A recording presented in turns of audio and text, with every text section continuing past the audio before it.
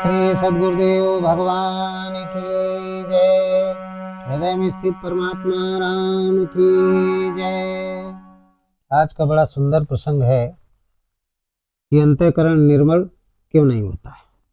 संत तुलसी और कबीर के अनुसार हम बताएंगे कि हर व्यक्ति का अंतःकरण निर्मल क्यों नहीं होता है। लाख प्रयास लोग करते हैं लेकिन अंतःकरण निर्मल नहीं होता है। क्या कारण है ऐसा कि अंतःकरण निर्मल नहीं होता है? तो अंतःकरण निर्मल क्यों नहीं होता, ये आज का प्रश्न है। अंतःकरण निर्मल क्यों नहीं होता है? तो इस प्रश्न के उत्तर को बताने के पहले हम गुरु की वंदना, भगवान की वंदना जरूर करेंगे, कर लेते हैं, फिर इस प्रसंग को सुनाएंगे आप लोगों को। कि गुरुर् ब्रह्मा गुरुर्विष्णु गुरुर्देवो महेश्वरा, गुरुर् साक्षात् परम ब्रह्म तस्मै श्री गुरुवे नमः। बोलिए सद्गुरुदेव भगवान की जय।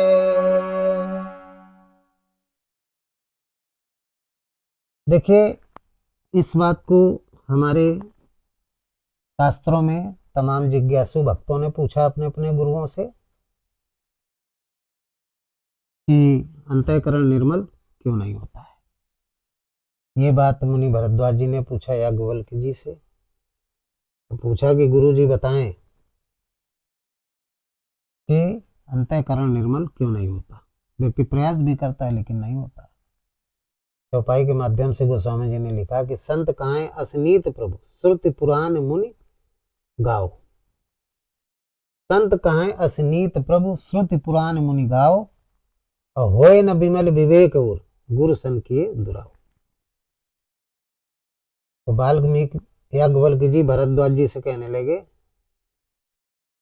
कि यानी भरद्वाज जी याज्ञवल्क्य जी से कहने लगे कि प्रभु संत कहां असनीत प्रभु। ऐसा संत लोग कहते हैं, शास्त्रों में लिखा है। श्रुति पुराण मुनि गाओ, मुनियों ने गाया है कि होए न विमल विवेक और गुरु सन किए दुराओ। हृदय निर्मल तब तक नहीं होता है, हृदय निर्मल उन व्यक्तियों का नहीं होता जो गुरु से छिपाव करते हैं, जो दुराव करते हैं, जो गुरु के वचनों को नहीं मानते। गुरु के वचन प्रतीत न जेहि सपने सुगम न सुख सिद्धते। तो क्या ये सच है? क्या ये सच है? और जब दुराव करेंगे गुरु से, गुरु के वचनों को नहीं मानेंगे, तो गुरु कहेगा पूरब को चलो तो चलेंगे पश्चिम को। तो उनका जो हृदय है, उनका जो अंतःकरण है, वो फिर निर्मल नहीं हो पाता है। वो द्वैत के चक्कर में पड़े रहते हैं। गुरु कहता है द्वैत में चलो, परमात्मा एक है, और वो कहते हैं नहीं गुरु जी, परमात्मा एक नहीं, परमात्मा दो है। एक का नाम आत्मा, दूसरे का नाम परमात्मा। एक नहीं दो है, दो परमात्मा है। तो अपनी तरफ खींचते, अपनी तरफ खींचते। तो जब ऐसी स्थिति आती है, द्वैत में शिष्य रहता है, तो फिर उसका हृदय निर्मल नहीं हो पाता है, क्योंकि उसको निर्मल ज्ञान है नहीं। गुरु की बातें नहीं मानता, गुरु से बात छिपाता है, और गुरु से बात छिपाने के कारण उसका अंतःकरण निर्मल नहीं हो पाता है। अहंकार की वजह से हृदय उसका निर्मल नहीं, उसके अंदर अहंकार होता है। उसका हृदय अहंकार से युक्त होता है। इसको संतों ने लिखा है, अहंकार अति दुखद डमरुआ, दम्भ कपट मत मान नेहरुआ। अहंकार बहुत बड़ा दुख देने वाला डमरुआ है। डमरुआ माने होता है भ्रम है। डमरुआ को कहते हैं भ्रम, एक भ्रम है। और दम्भ कपट मद और मान इसके मुख्य आधार हैं। इस ब्रह्म के मुख्य आधार कौन कौन से हैं? दम्भ है, कपट है, मद है यानी अभिमान, मद है, घमंड है, अभिमान है, ये मुख्य है, इसके आधार हैं डमरुआ के। तो अहंकार अति दुखद डमरुआ, अहंकार जो है ये बड़ा दुख देने वाला भ्रम है। और इसके जो आधार हैं, जिसकी बदौलत ये खड़ा हुआ है, वो है दम्भ कपट मद और मान। इस बेस पर ये आधार पर खड़ा हुआ है, इन पर वो खड़ा हुआ है। तो उसका हृदय निर्मल नहीं हो सकता है। जब ये सारे होंगे तो हृदय निर्मल होगा ही नहीं। वासना की वजह से हृदय निर्मल नहीं हो सकता है। फिर आगे एक और लिखते हैं चौपाई कि तृष्णा उदर वृद्धि अति भारी और त्रिविधे सना तरुण तिजारी। तृष्णा उदर वृद्धि अति भारी प्रविदेशना तरुण तिजारी। तो स्वामी जी कहते हैं तृष्णा, तृष्णा कहते हैं लालसा को, पेट की बढ़ती बीमारी के समान है।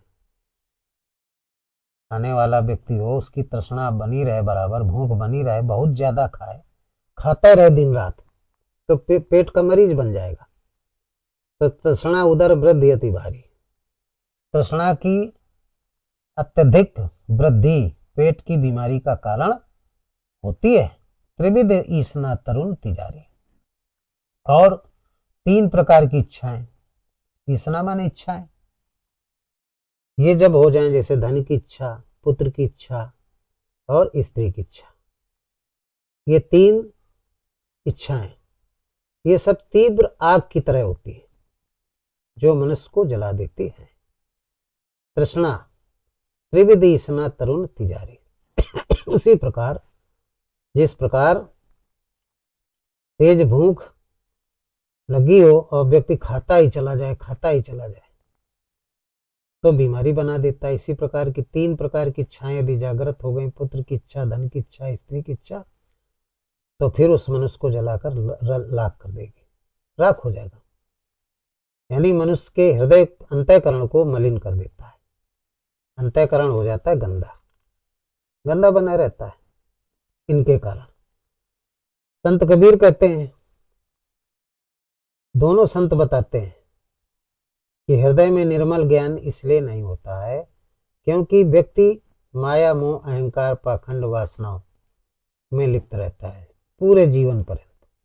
माया मोह अहंकार वासना कामना इनमें लिप्त रहता है, तो सारी गंदगी भरती रहेगी। जैसा हम सोचेंगे, जैसी संगत करेंगे, वही अंतःकरण में कारण शरीर में शुभ अशुभ संस्कार भरते जाते हैं, तो निर्मल नहीं रहता। जब निर्मल नहीं होगा, मलिन ही बना रहेगा, तो सत्य से दूर हो जाता है। सच्चे ज्ञान के लिए क्या होना चाहिए? शरीर का निर्मल होना, मन का निर्मल होना बहुत जरूरी है। मन का निर्मल होना बहुत जरूरी है। तन निर्मल करो, तन के बाद मन को जरूर करो। मन निर्मल नहीं है, तन निर्मल है, खूब साफ है, मन गंदा है, तो कोई मतलब नहीं। तो ये सारे जो विकार जब आ जाते हैं तो मनुष्य का अंतःकरण गंदा हो जाता है।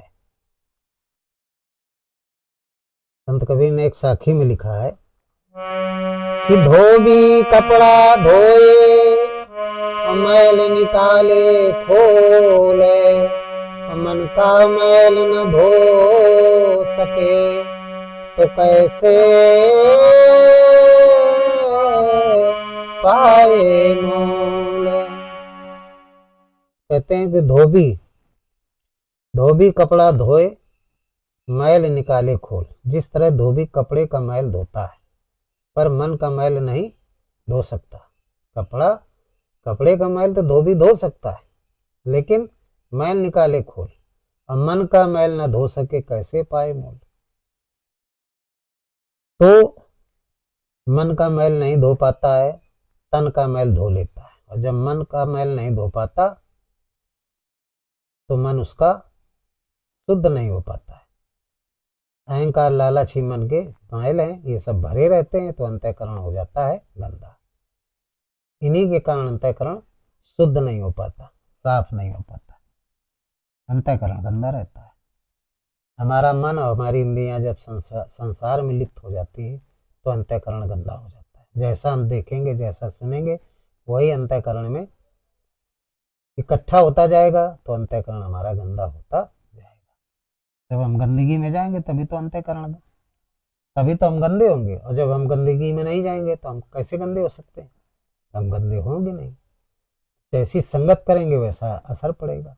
अच्छी जगह जाएंगे, अच्छे लोगों के बीच में बैठेंगे, अच्छी सत्संग करेंगे, अच्छी संगत करेंगे, अच्छी पुस्तकें पढ़ेंगे, तो हमको हमारे अंदर सद्गुण, अच्छे गुण इकट्ठा होंगे अंतःकरण में। अब बुरी संगत करेंगे, दारूबाज के पास बैठेंगे, क्रोधी के पास बैठेंगे, कामी के पास बैठेंगे, लोलुप के पास बैठेंगे, पाखंडी के पास बैठेंगे, निंदक के पास बैठेंगे, तो यही सारी चीजें तो अंतःकरण में स्थापित होंगी, तो हमारा अंतःकरण गंदा हो जाएगा।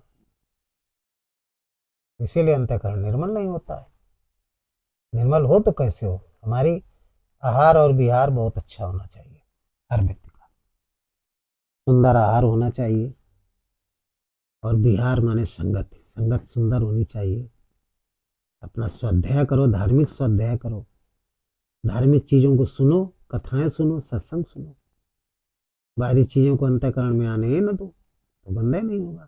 जब हम बाहरी गंदी चीजों को अंतःकरण में आने देंगे तो अंतःकरण गंदा हो जाएगा। भाई कहने का मतलब हम धूल के क्षेत्र में ना जाए, जहाँ खूब धूल उड़ रही हो तो हमारे कपड़े गंदे नहीं होंगे, और जब हम उस क्षेत्र में चले जाएंगे तो हमारे कपड़े गंदे हो जाएंगे, हमारा शरीर गंदा हो जाएगा, साफ होगा ही नहीं। साफ करने का प्रयास ही नहीं करेंगे, बार बार उसी क्षेत्र में जाएंगे, तो फिर अंतःकरण गंदा बना ही रहेगा, वो निर्मल नहीं हो सकता है। इसीलिए निर्मल नहीं होता, क्योंकि हम अपनी आदतों को बदल नहीं सकते, इसलिए गंदा बना रहता है। तो आप लोगों की बात समझ में आ गई होगी, अंतःकरण गंदा क्यों रहता है, निर्मल क्यों नहीं होता। इसीलिए निर्मल नहीं होता कि हम अपने विषय वासनाओं, आसक्ति, हमारी आसक्ति खत्म नहीं होती। हम अपनी इंद्रियों को बहिर्मुखी से अंतर्मुखी नहीं कर पाते।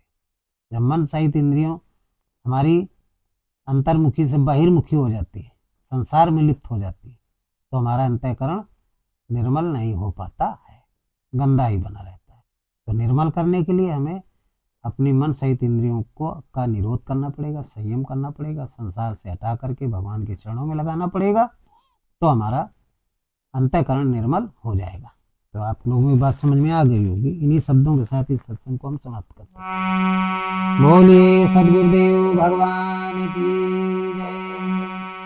हृदय में स्थित परमात्मा राम की जय। सर्वे भवन्ति सुखना, सर्वे सन्तु निरामया, सर्वे भद्राणि पश्यन्ति मा कश्चित् दुःखभाग् भवेत्।